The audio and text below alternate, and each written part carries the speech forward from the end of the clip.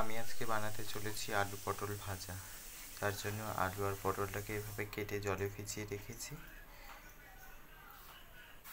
কড়া গরম হতে দিয়েছি। কড়াটা গরম হয়ে গেলে তার মধ্যে তেল দেব। কড়াটা গরম হয়ে গেছে, এবারে আমি একটু তেল দিয়ে দেবো। কড়াটা গরম হয়ে গেছে, আমি তেল দিয়ে দিলাম। এটাকে ভালো করে নাড়িয়ে নেব, খুব সুন্দর করে নাড়িয়ে নেব। তেলটা গরম হওয়ার পর আমি দিয়ে দিলাম সামান্য একটু নুন, যাতে পুরোটা লেগে না যায়। তেলটা গরম হয়ে গেছে, এর মধ্যে আমি সবজিটাকে ঢেলে দেব।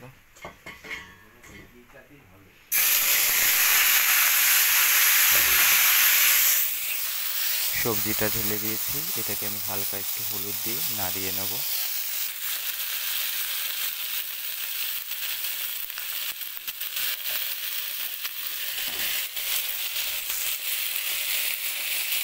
হলুদটা দিয়ে দিয়েছি, এভাবে আমি একটু নাড়িয়ে নিলাম। নাড়িয়ে নিয়ে এটাকে ঢাকা দিয়ে দেবো।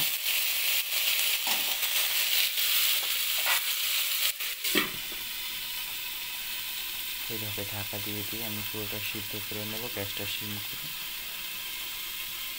এভাবে নাড়িয়ে নাড়িয়ে সবজিটাকে ঢাকা দিয়ে আমি সিদ্ধ করে নেব। এবার আমি ঢাকনাটা খুলে দেখে নেব সবজিটার কীরকম অবস্থা।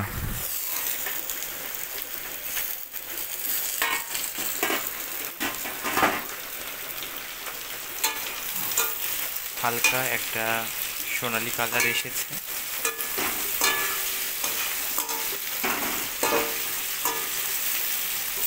হালকা একটা খুব সুন্দর সোনালি কালার এসেছে।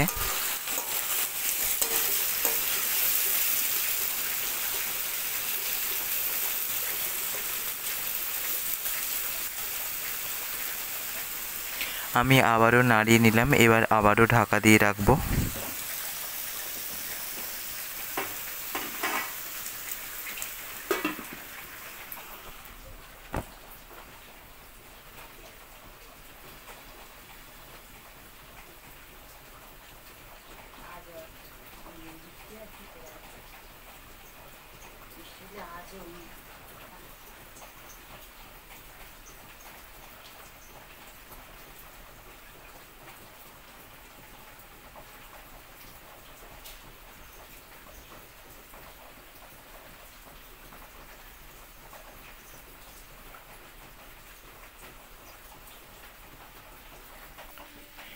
আমি আবারও ঢাকনাটাকে খুলে একটু নাড়িয়ে নেব।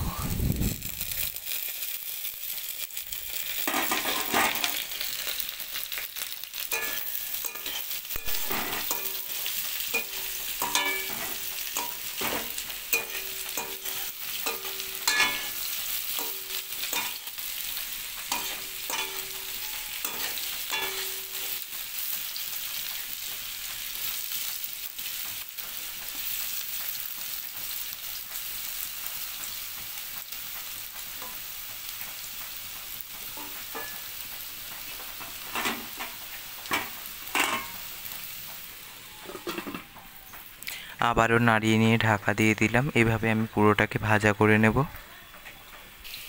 ভাজাটা প্রায় হয়ে এসেছে। আমি সামান্য পরিমাণ একটু নুন দিয়ে এটাকে নাড়িয়ে নিলাম। ভাজাটা যখন একটু কমে যাবে তখন যদি আমি নুনটা দিই, কী হয়, সবজি যখন আমরা ভাজা করি, যে কোনো সবজি বলুন, শাক বলুন, তখন ভাজাটা যখন হয়ে আসে তখন দেখা যায় সবজিটার পরিমাণ কমে গেছে। তো আমরা আগে থেকে যদি লবণটা দিয়ে রাখি, সেক্ষেত্রে দেখা যায় অনেক সময় ভাজাটা কমে যাওয়ার কারণে লবণটা একটু বেশি হয়ে গেছে।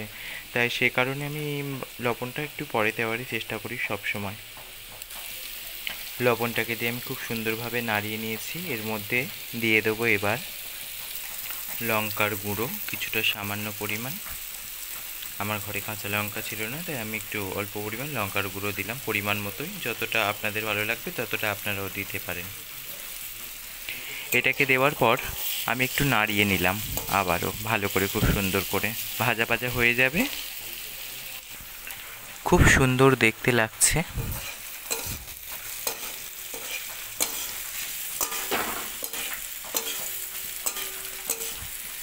আমার এটা প্রায় ভাজা ভাজা হয়ে এসেছে, শেষ পর্যায়ে এর মধ্যে আমি একটু দিয়ে দেব সামান্য পরিমাণ জিরের গুঁড়ো। এটাকে সমানভাবে একটু মিক্সড করে নিলাম, নাড়িয়ে চাড়িয়ে।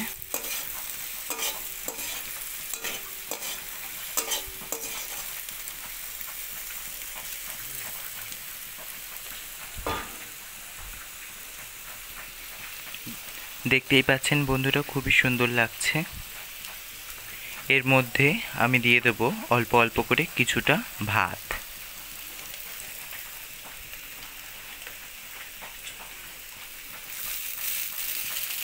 এভাবে আমি ভাতগুলো এর মধ্যে দিয়ে দেব। দেওয়ার পর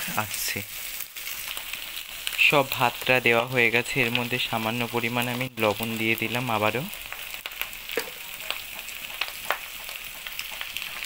দিয়ে দেবো অল্প পরিমাণ লঙ্কার গুঁড়ো।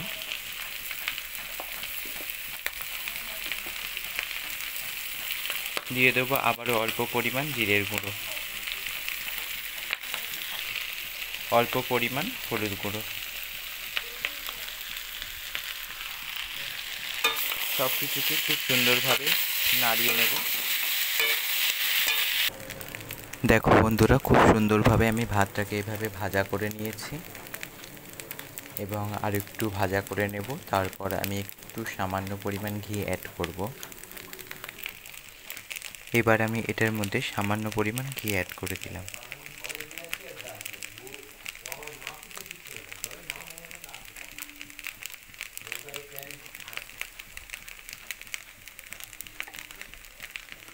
পুরোটাকে এবারে আবারও ভালো করে একবার নাড়িয়ে নেব।